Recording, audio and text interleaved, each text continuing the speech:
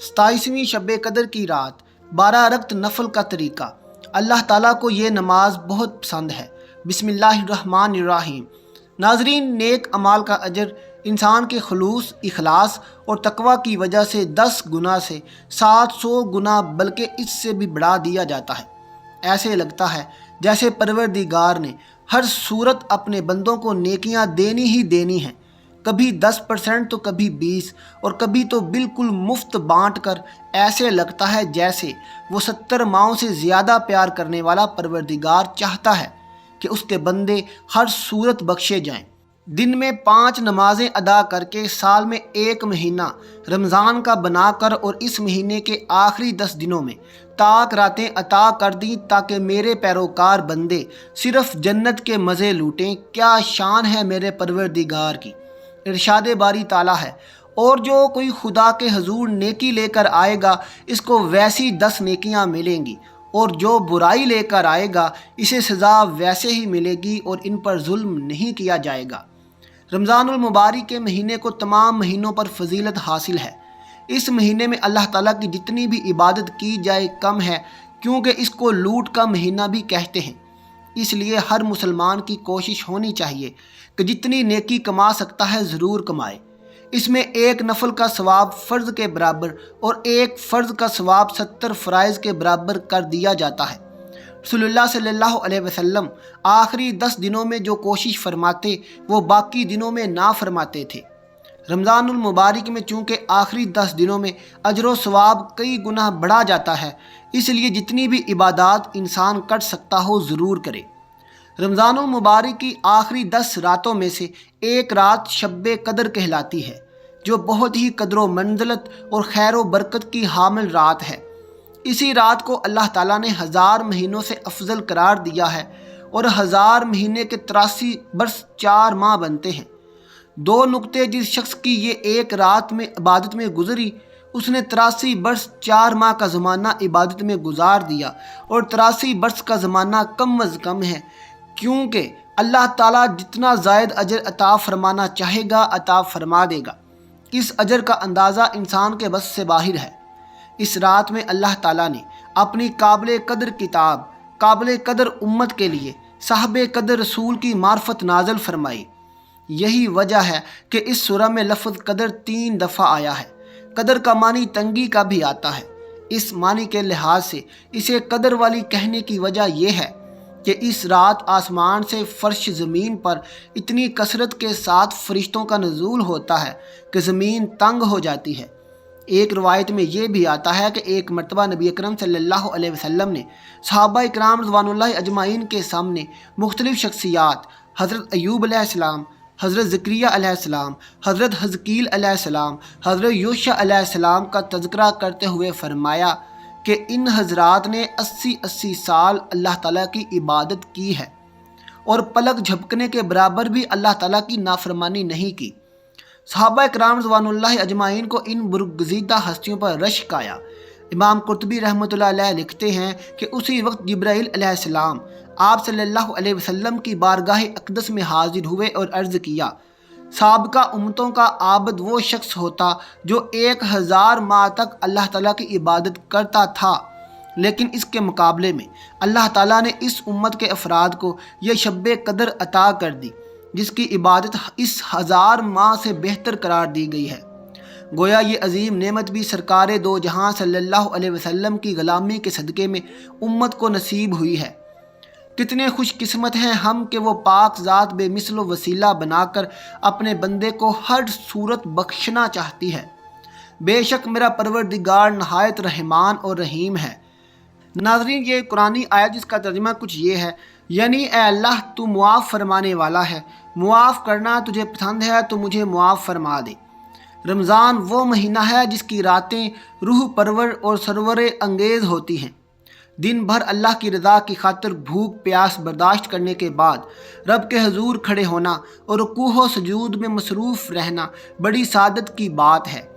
ماہ سیام میں راتوں کی عبادت، تراویح اور قیام اللیل کا بہت اجر ہے، اور ایک مسلمان کی خوش قسمتی ہے کہ یہ موقع اس کی زندگی میں بار بار آئے۔ رمضان المبارک کی راتوں میں قیام اور تلاوت قرآن کریم مغفرت کا ذریعہ ہے۔ رمضان المبارک کا پہلا عشرہ رحمت ہے جو گزر گیا، دوسرا عشرہ عشرہ مغفرت بھی گزر گیا، اور تیسرے عشرے کی آمد ہو یہ گزر رہا ہے جو جہنم سے نجات کا ہے۔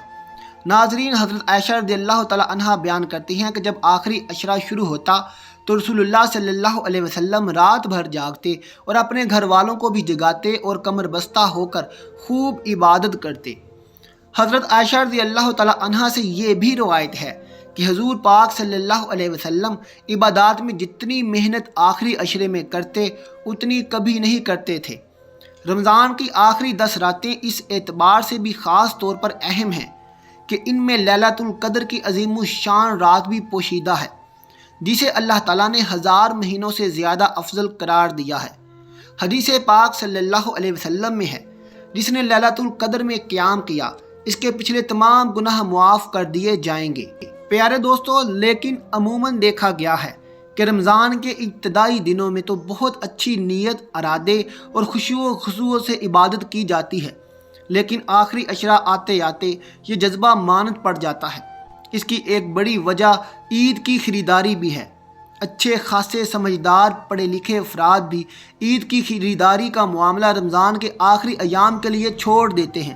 یوں تاک راتیں بھی بازاروں میں گھوم پھر کر ضائع ہو جاتی ہیں، جن میں سے ایک لیلۃ القدر ہے۔ حالانکہ اللہ تبارک و تعالی رمضان کی ان راتوں میں پہلے آسمان پر تشریف لاتے ہیں اور دعا مانگنے والوں کی دعائیں قبول کرتے ہیں۔ ناظرین، واضح رہے کہ لیلۃ القدر کی ایک رات کی عبادت کا ثواب 1000 راتوں کی عبادت کے برابر قرار دیا گیا ہے۔ ان 10 راتوں میں اجر و ثواب اور خوش بختی کے خزانے چھپے ہیں۔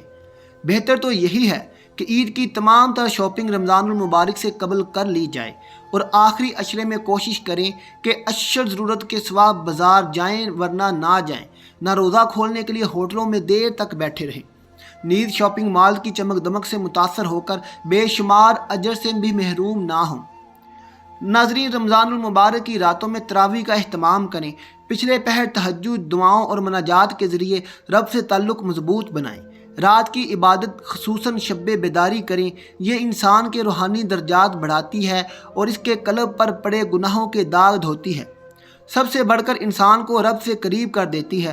یاد رکھیے، دنیا و آخرت کی تیاری کی جگہ ہے۔ اللہ تعالیٰ نے اپنے فرما برداروں کے لیے جنت میں وہ نعمتیں رکھی ہیں جن کا تصور بھی نہیں کیا جا سکتا۔ مسلم شریف کی روایت ہے کہ رسول اللہ صلی اللہ علیہ وسلم رمضان کے درمیانی عشرے میں اعتکاف کرتے تھے۔ جب 20ویں رات گزر جاتی اور 21ویں رات آ جاتی تو اپنے گھر کو واپس آ جاتے، اور جو لوگ آپ کے ساتھ اعتکاف میں ہوتے وہ بھی واپس آ جاتے۔ یہاں سے معلوم ہوتا ہے کہ آخری عشرہ 21ویں رات سے شروع ہوتا ہے۔ آخری عشرے کی طاق راتیں 21، 23، 25، 27، 29 کی راتیں ہیں۔ 19ویں رات آخری عشرے میں شامل نہیں ہوتی، چاہے مہینہ پورے 30 دن کا ہو یا 29 دن کا، کیونکہ 19ویں رات درمیانی عشرے سے تعلق رکھتی ہے۔ حافظ ابن حجر رحمۃ اللہ علیہ کہتے ہیں، لیلۃ القدر صرف رمضان میں ہے، رمضان میں سے آخری عشرے میں ہے، اور آخری عشرے میں سے بھی صرف طاق راتوں میں ہے، کسی ایک مخصوص رات میں نہیں ہے۔ یہ لیلۃ القدر کے بارے میں ورد تمام احادیث کا خلاصہ ہے۔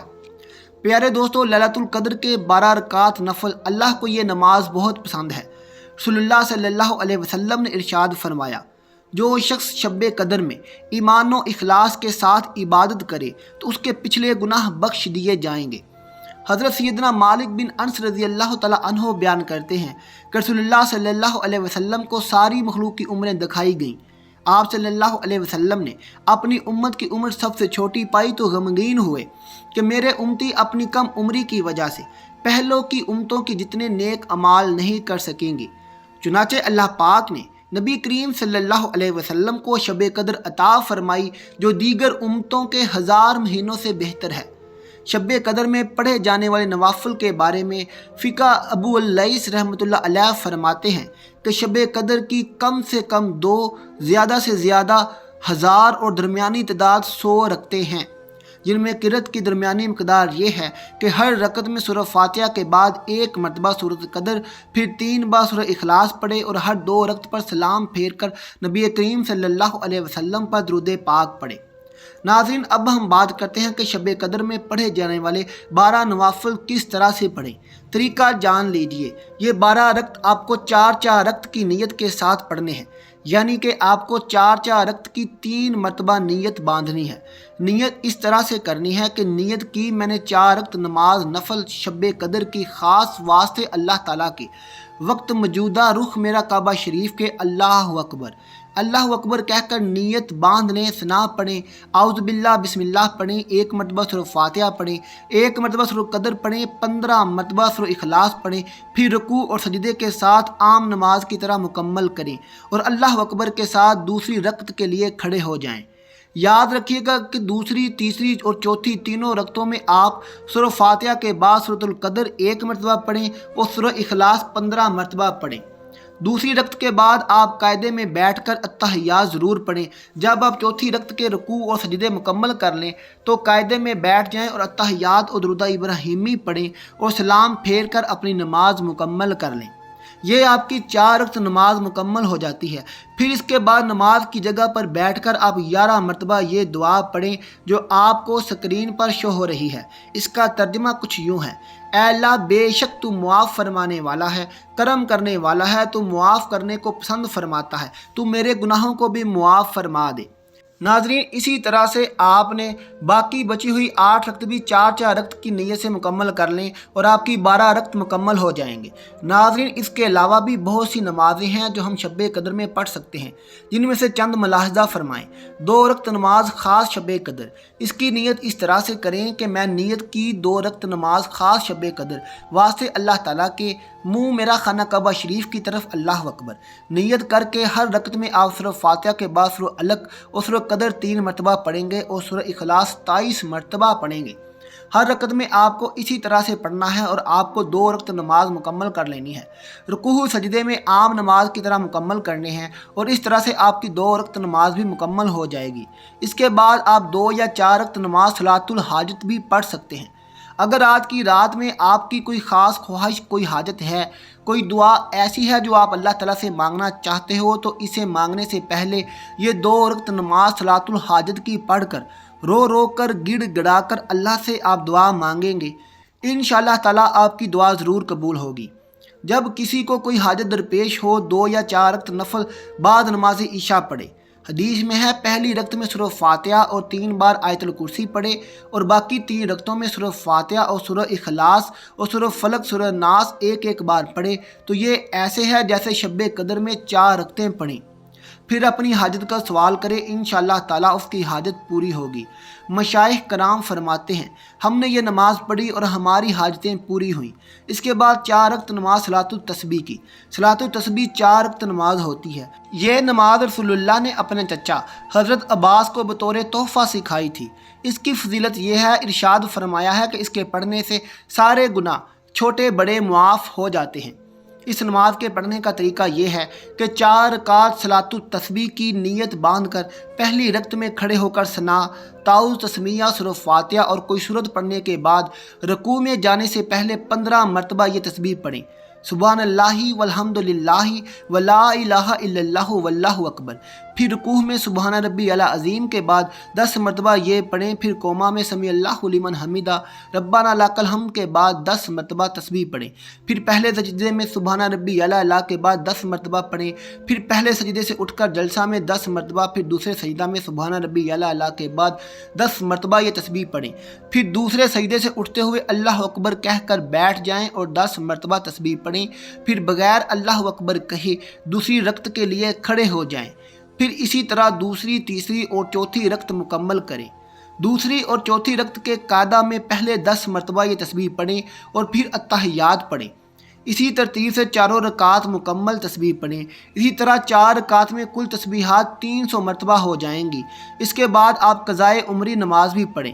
ناظرین، وہ نمازیں جو ہم سے پچھلے وقت میں چھوٹ چکی ہیں، انہیں بولتے ہیں قضائے عمری نماز، اور یہ نماز ادا کرنا بے حد ہی ضروری ہے، کیونکہ یہ جو نمازیں ہیں جو ہم نے اپنی زندگی میں قضا کی ہوئی ہیں، آپ بھلے ہی نماز نفل نہ پڑھیں اور اپنی قضائے عمری ان راتوں میں ضرور پڑھیں، کیونکہ اس کا ثواب بہت زیادہ ہے۔ پہلے تو بہت اچھی طرح غور کر لیں کہ میرے ذمہ کس قدر نمازیں قضا ہیں، اور ایک کاپی پر ان کو الگ الگ لکھ لیں اور عشاء کے ساتھ وطر کو بھی شامل کر لیں۔